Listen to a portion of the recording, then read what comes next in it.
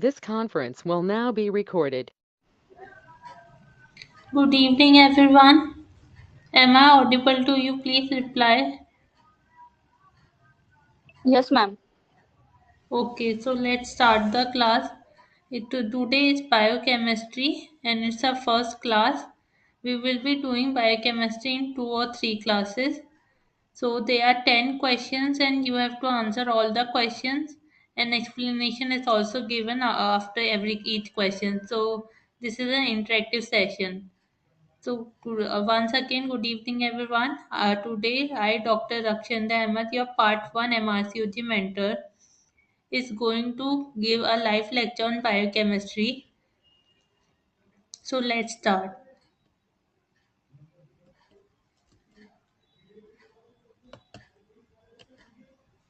So, if you are willing to give your MRCOG exam, then join the Beat MRCOG group by Dr. Yasmin Sayyar. Please subscribe to our channel very fast. Please subscribe our course, and it's a Ramadan discount going on, so hurry up. All the material will be provided. Recorded classes will be there. Subject wise mock will be there. Exam like mock series, flashcard, and complete course provided. So you can call on this number, that is 8949149861, or join our Telegram free group. And also you can access the course after paying the fees. So let's start. So the first question is, which of the following is used in protein analysis? And the options are: option A northern blotting, option B eastern blotting, option C southern blotting, option D western blotting, and option E southwestern blotting. So what is the correct answer? Western blotting. Yes. So you have to remember there are three things. For DNA, what type of blotting we do? Southern Sorry, southern blot. yes, DNA is southern blot. yes. And for RNA, Northern blot. yes, it is northern blotting.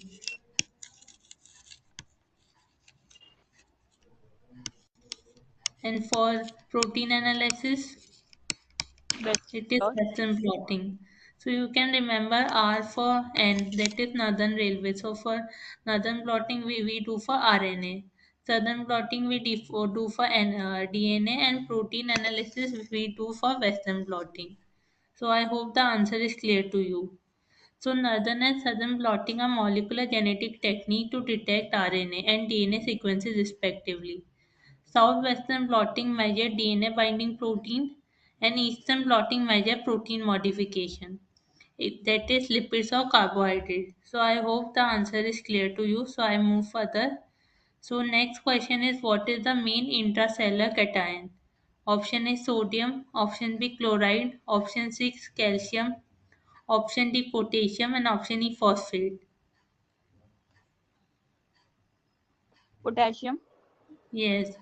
And intracellular anion is,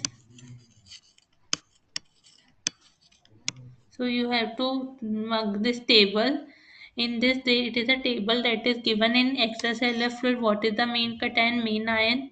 In plasma, what is the main cation, main ion? And in intercellular fluid, what is the main cation, main ion? So in extracellular fluid and plasma, it is same. Cation is sodium and ion is chloride. In intercellular fluid, it is seen. It is written. It is potassium. Main cation is potassium and ion is phosphate. So you have to mark this table. So I hope that the answer is clear to you. Can we move further? Yes, ma'am. So next question is a bit tricky question, but it's a very easy question. A 28-year-old woman is seen in the early pregnancy unit. She has had a positive pregnancy test but is uncertain of her LMP. Ultrasound doesn't visualize a pregnancy. You perform beta HCG test 48 hours apart. The first beta HCG was 400 international unit per ml, and the second is 690 international unit per ml. So, what is the likely diagnosis? Option is non-viable intrauterine pregnancy. Option B is viable intrauterine pregnancy. Option C ectopic pregnancy. option D twin pregnancy, and option E molar pregnancy.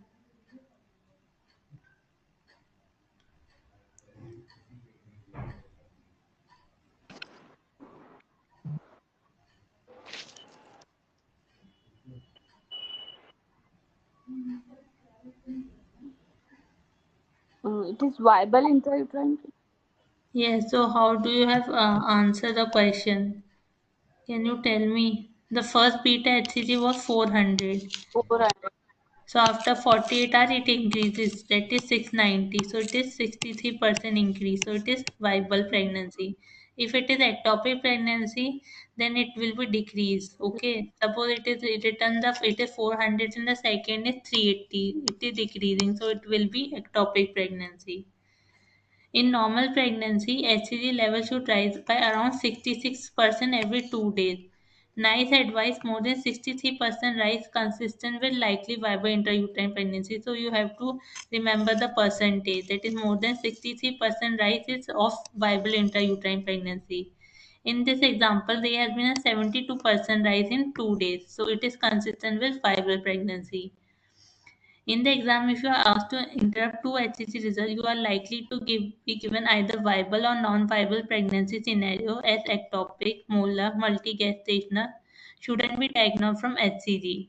That is from progesterone results alone. So you have to do HCG testing. What happens in molar pregnancy? A very high HCG is typically seen.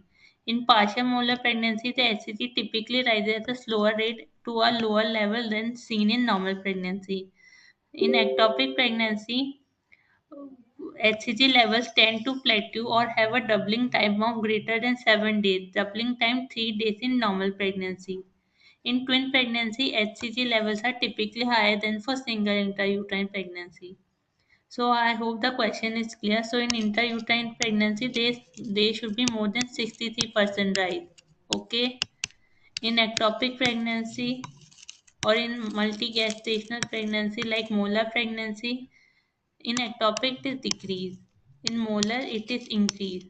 HCG levels are very high. In partial molar, they will be typically rise at slower rate but lower level than the normal pregnancy. In ectopic pregnancy, it will be decreased. In twin pregnancy, HCG level will be increasing. So I hope so. You have to remember that in what pregnancy, what will be the how much percentage will HCG will increase or decrease. So I hope the answer is clear to you.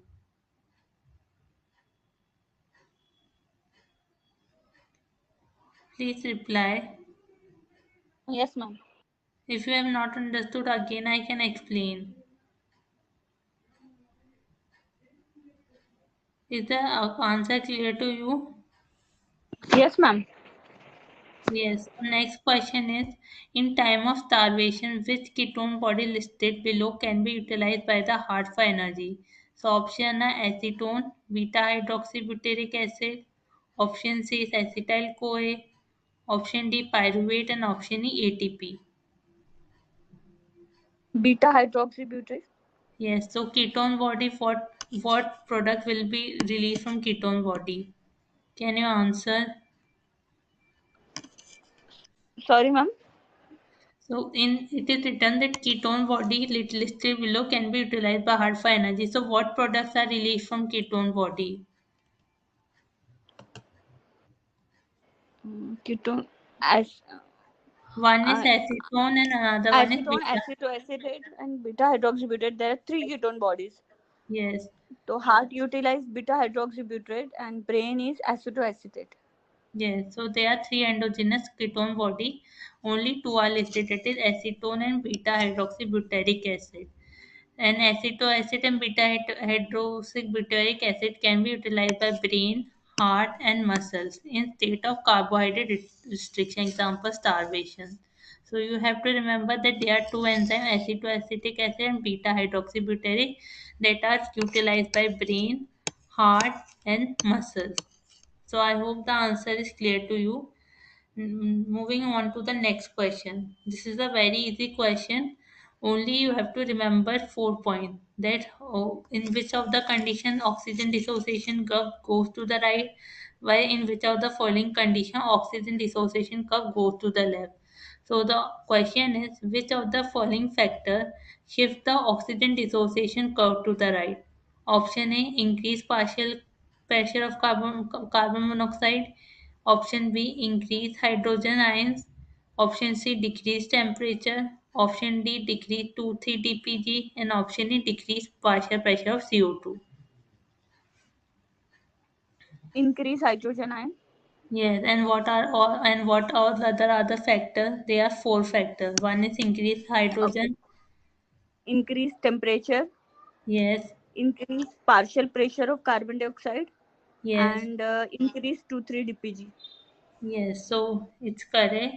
The following shift the oxygen dissociation curve to the right. One is increased temperature, increased hydrogen ions, increased 2,3 dpg, and increased partial pressure of carbon dioxide. And these are the factors that shift the oxygen dissociation curve to the left. That is increased PCO, that is partial pressure of carbon monoxide shift the curve to the left, decrease temperature, decrease H plus and decrease 2,3 dpg. Okay, so here it is only partial pressure of carbon monoxide that is changed. Otherwise, they all factors are the same only, and these all decrease. So this will dissociate the oxygen dissociation curve to the left. The oxygen dissociation curve for fetal hemoglobin lies to the left of the normal adult oxygen dissociation curve as it has a high affinity for oxygen. So you have to remember that the oxygen dissociation curve for fetal hemoglobin lies to the left. Okay.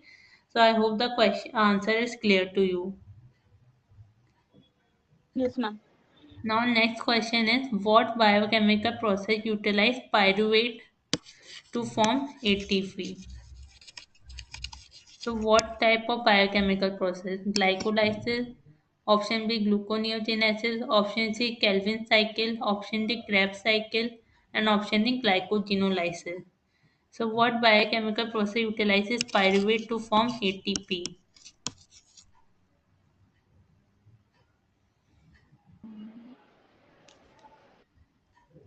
Krebs cycle. Yes, it's Krebs cycle.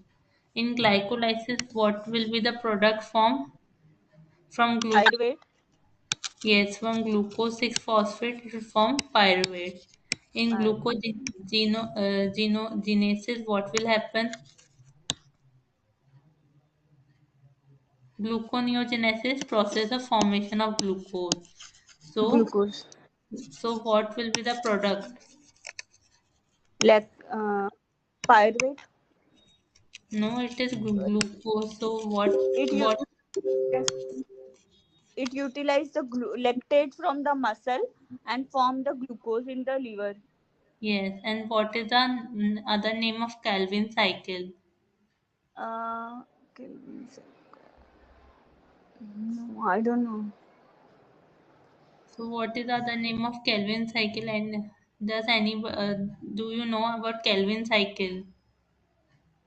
No, ma'am.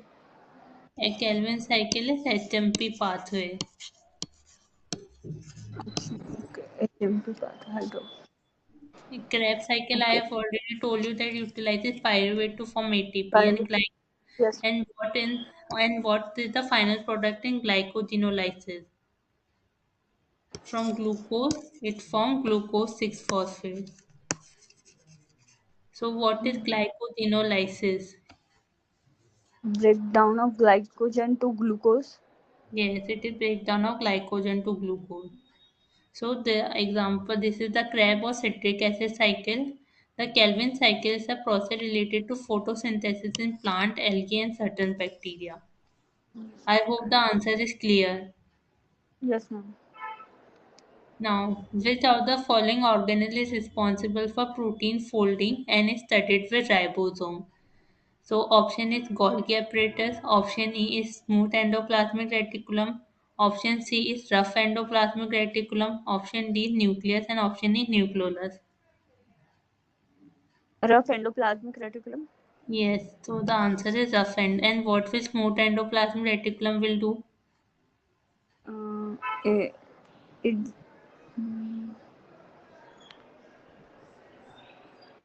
Okay, so first we will start from Golgi operator. What will Golgi apparatus is responsible for? Storage of protein. Yes, smooth endoplasmic reticulum. Just transfer to cytoplasm. Yes, it helps in the transfer of mRNA to cytoplasm. Rough endoplasmic reticulum is studied with ribosomes. So nucleus and nucleolus, what is the difference between both of them? And nucleolus is inside the nucleus, and nucleolus contain the DNA and genetic material. And what is the role of nucleus?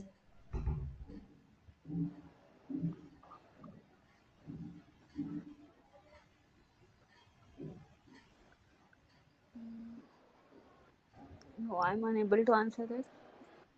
Nothing in it consists of nucleolus inside. So there is outer covering is nucleus that helps in that protects the nucleolus that protects the Oh, DNA and RNA. So inside the nucleus it is DNA or RNA. okay. So the ER is responsible for protein storage and folding. The rough ER is called due to its appearance. The ribosome studying its surface, giving it a rough appearance. So in RNA, the ribosomes are studied all of the above and it gives a rough appearance. So it is known as rough endoplasmic reticulum and it is responsible for protein storage and folding. So this is the question. Now, which nucleotide is unique to DNA? Option A adenine, option B cytosine, option C guanine, option D thymine, and option E uracil. I mean, Yeah. So adenine? So adenine will bind to which nucleotide? adenine bind to a thymine Yes, and it is. uracil. No, adenine will In bind to RNA, it will bind to thymine, thymine, and the cytosine will bind to guanine. But guanine, in RNA, adenine will bind to not to thymine. uracil, It will uracil. bind to uracil. So you have to Yes. remember what is the question asking whether it is DNA or RNA. So uracil is found in RNA, not DNA, and thymine is found in DNA, not RNA. So you have to remember that uracil is only found in RNA, but not in DNA, and thymine is found in DNA, but not in RNA. Now, this is cell cycle. So before starting, can you tell me what are the phases of cell cycle?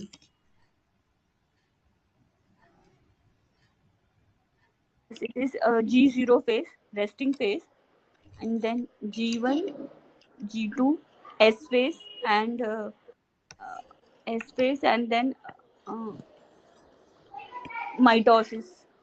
Yes, so it is G0 that is the resting phase. In G1, what happens in G1 phase?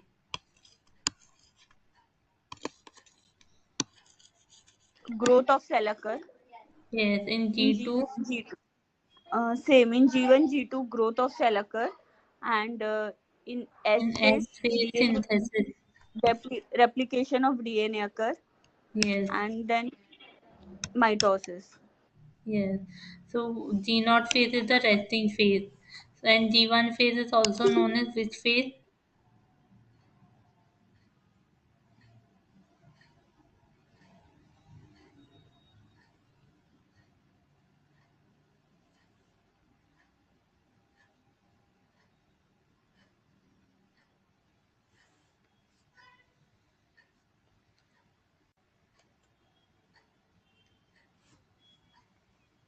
So G1 phase is the in G1 phase there will be growth occur. In G2 phase, Dr. Afroz, are you there? I'm actually Okay, so in G1 phase what happens? Growth in G occurs. growth In G2 phase what happens? of cell. Yes. Yes, growth of cell in G1, G2. And in S phase, DNA replication Repli- occurs. And in mitosis what happens?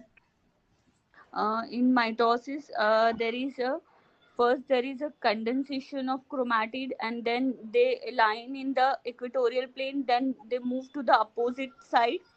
So, Daughter cell form. so Then G there naught is a phase covering. is a, okay, so let's discuss the options. In G naught phase, there is a resting phase. In Yes. interphase, what happens in interphase? Um, Okay, so interface. in anaphase, what happens? In anaphase, the chromatid move to the opposite side, and two Yes, daughter cell form, yes, and in telophase, covering to the daughter cell form. yes, and what is cytokinesis?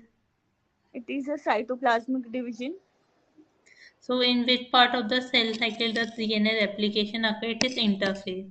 So, interphase contain all the three parts. DNA replication always occur during the S phase, but isn't one of the option. Option was not given, so you have to remember the interphase that comprises the G1 phase, S phase, and G2 phase. So, all three phases will comprise in interphase.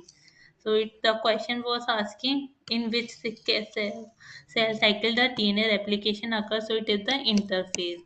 I hope the answer is clear to you. Yes, ma'am. Now next, with regard to cell cycle, in which phase do chromatid get cleave to chromosome and pull apart? So it is option A anaphase, option B interphase, option C metaphase, option D S phase, and option E telophase. So already you have answered the question in previous question. Yes, it's anaphase.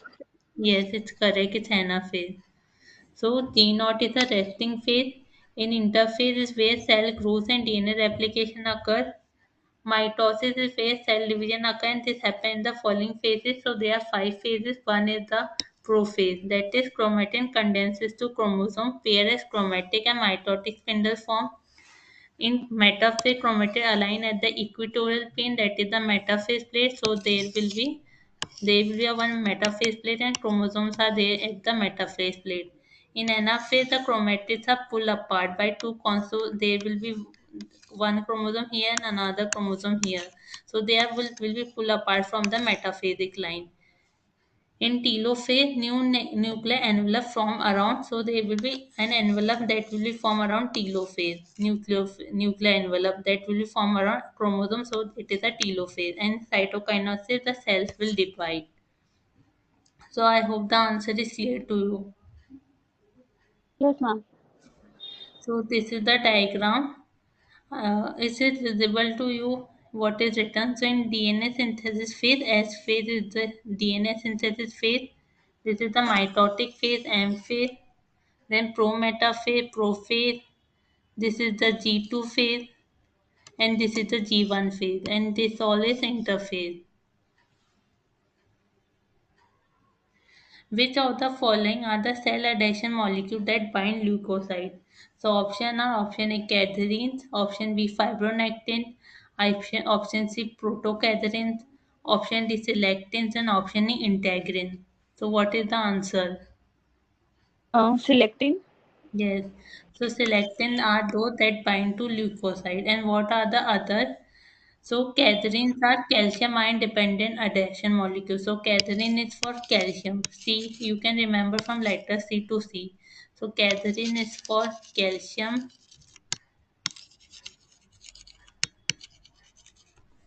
Selectins is for fibronectin is one of the integrin, and selectins are of three types. So E selectin will be for endothelial cell, L selectin for lymphocyte, and P selectin for platelet. So you can write from E, that is E letter from E. So E for endothelial cells, L for lymphocytes,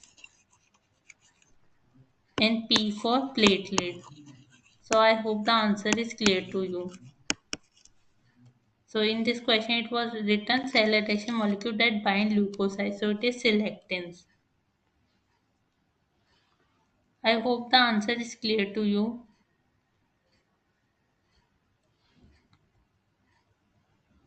Yes, ma'am. Okay, so this was our last question. If you are interested in joining any of the MRCUG classes, then join the Beat MRCUG group. Hurry up. It is a special Ramzan discount is going on, so join the course fast, and it will be, and all the material will be provided. Recorded classes will be there. Subject wise mock will be given. Exam like mock series, flashcard, and complete courses provided. And you can also call on this number or join our Telegram group. So hurry up and join the group fast. So, what is the success formula? They do hard work and make a strategy that how many topics we have to cover in a day and practice questions. So, MRCOG part 1 will be it's a very easy exam and it can be taken in one go. Only you can clear the MRCOG one exam if you prepared it seriously. So they are saying that success is a combination of hard work and strategy. So do join the course and thank you. So Dr. Afroz, how do you like the class today? Yes, ma'am. It was good, ma'am. So you have understood all the questions, Yes, ma'am. and is there are there any doubt to you? No, not for biochemistry. Okay, so which subject are you preparing? Which subject are you lacking behind? Ma'am, actually, I have completed three subjects and